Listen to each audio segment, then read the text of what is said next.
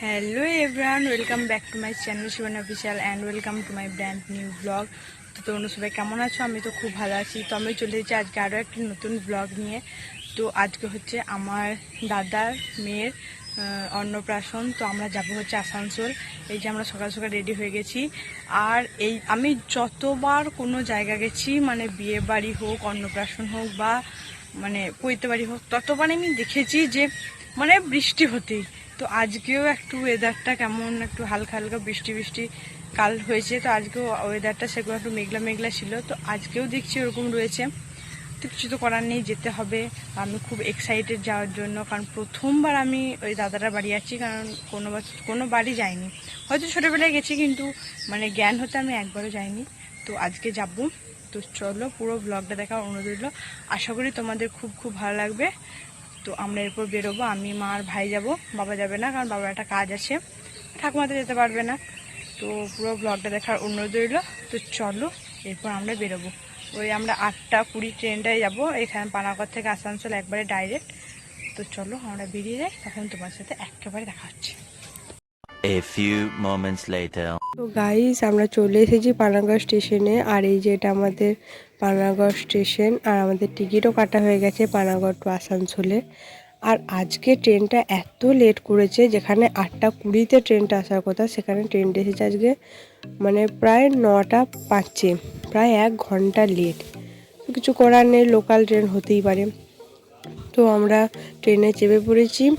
আর এই যে আমরা যাচ্ছি, আর আমি তো প্রচণ্ড এক্সাইটেড ছিলাম, সবাই মিলে যাচ্ছিলাম। এই যে আমার ছোটো মাসি, বুনু, আমার ভাই, মেসো, জামাইবাবু, দিদা, মামা, মামি, মা, ভাই সবাই মিলে যাচ্ছিলাম, প্রচণ্ড এক্সাইটেড ছিলাম।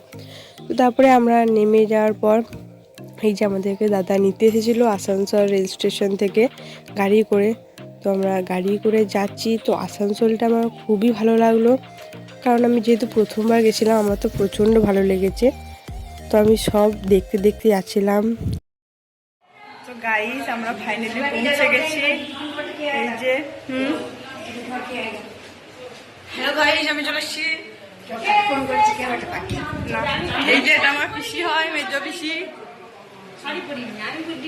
আমার মা, দেখি।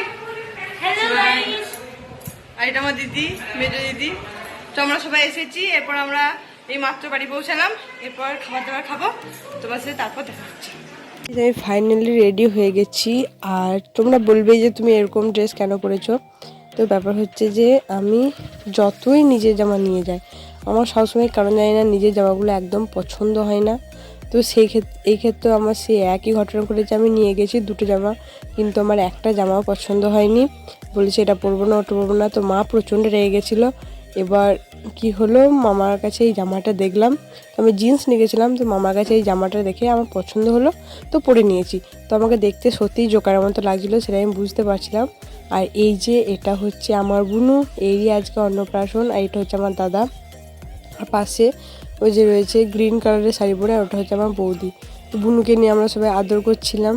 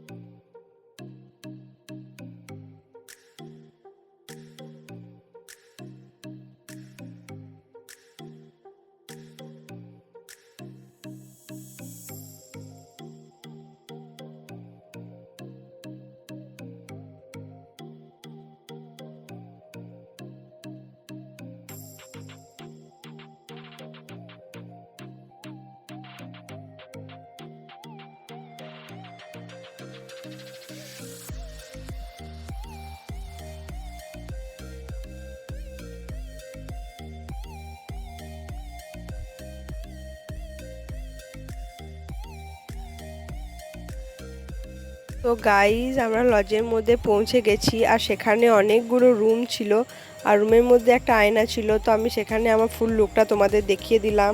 তো তারপরে সেখান থেকে বেরিয়ে আমরা চলে এসেছি একেবারে ফুচকা স্টলে ফুচকা খাওয়ার জন্য। তো আমি, মামা, মামি, মাসি, মেসো সবাই মিলে চলে এসেছি। তো আমরা খুব একটা বেশি ফুচকা খাইনি, কারণ মেন কোর্স ছিল, সেগুলোও খেতে হবে। তো ফুচকা খাওয়া শেষ করার পর এখানে হয়েছিল হচ্ছে স্প্রাইট, কোকাকোলার স্টল। সেখান থেকে আমি খেয়ে নিলাম হচ্ছে এক গ্লাস কোকাকোলা।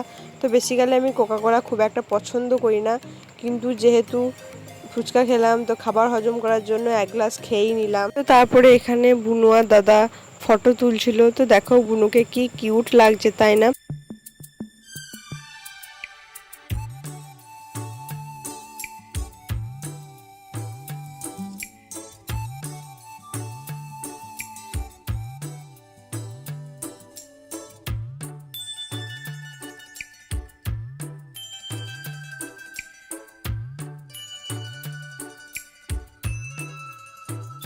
दिल है छोटा सा छोटी सी आशा मस्ती भरे मन की। তো তারপরে এখানে দাদা, বৌদি আর বুনু তিনজন মিলে ফটো তুলছিল। তো দেখো কি সুন্দর লাগছে ওদেরকে, তাই না? বুনুকে খুব কিউট লাগছে। आसमानों में उड़ने की आशा दिल है छोटा सा छोटी सी आशा मस्ती भरे मन की भोली सी आशा चांद तारों को छूने की आशा आसमानों में उड़ने की आशा दिल है তো কেক छोटा কাটিং सा হয়ে যাওয়ার পর এখানে ফ্যামিলি ফটো তোলা হচ্ছিল, বুনুর সঙ্গে, বৌদির সঙ্গে আর দাদার সঙ্গে। তো তারপর ওদের তোলা হয়ে যাওয়ার পর আমি চলে গেলাম, আমি, মা আর ভাই তিনজনা বুনু আর বৌদির সঙ্গে ফটো তোলার জন্য।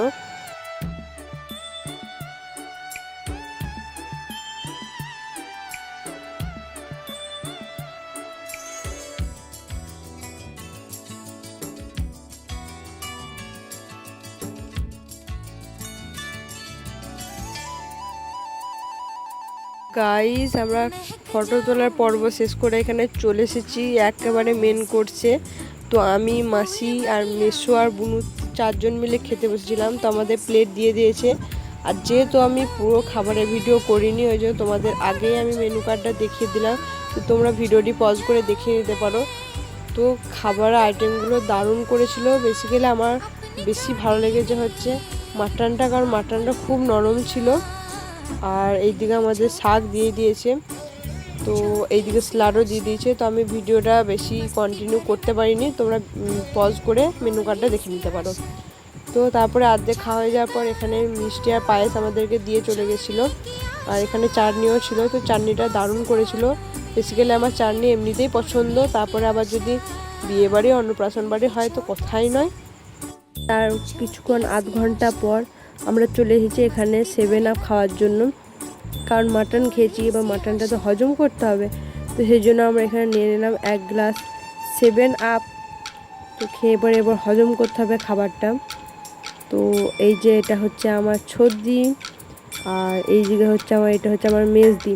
তো সেখানে সবাই মিলে বসেছিলাম। আর এই যে দুই বোন যেখানেই থাকবে একসঙ্গে থাকলে হচ্ছে প্রচণ্ড ঝামেলা করে। তো এইগুলোই দেখতে আমার খুবই সুন্দর লাগে, কারণ এইগুলোই স্মৃতি হয়ে থেকে যাবে সারা জীবন। আর এই যে আমরা এই পরিবারের সবাই এখানে বসে বসে গল্প করছিলাম সবাই মিলে। তো পরিবারের সবাই একসঙ্গে থাকলে প্রচণ্ড আনন্দ হয়, বলো তাই না? তো গাইজ, আমরা এই মাত্র লজ থেকে বাড়ি এলাম। তো ড্রেস চেঞ্জ করে নিয়েছি। এখন বাজে বিকাল 6টা। আমরা খেয়েছি হচ্ছে প্রায় ধরো 2 কি 3টের সময়। ওই জন্য শরীরটা ভালো আছে না। আর সকালে উঠেছি হচ্ছে 6টার সময়, মানে 5টার সময় উঠেছি, 6টার সময় বেরিয়েছি বাড়ি থেকে। মানে প্রচুর জার্নি হয়েছে। তো ভিডিওটি আজ এই পর্যন্তই। যদি ভালো লেগে থাকে অবশ্যই লাইক, কমেন্ট, শেয়ার করে দিও। আর চ্যানেল সাবস্ক্রাইব করতে ভুলো না। দেখা হচ্ছে আরও নতুন নতুন ব্লগ নিয়ে। সবাই পাশে থেকো, সবাই ভালো থেকো, সুস্থ থেকো। Tata, good night.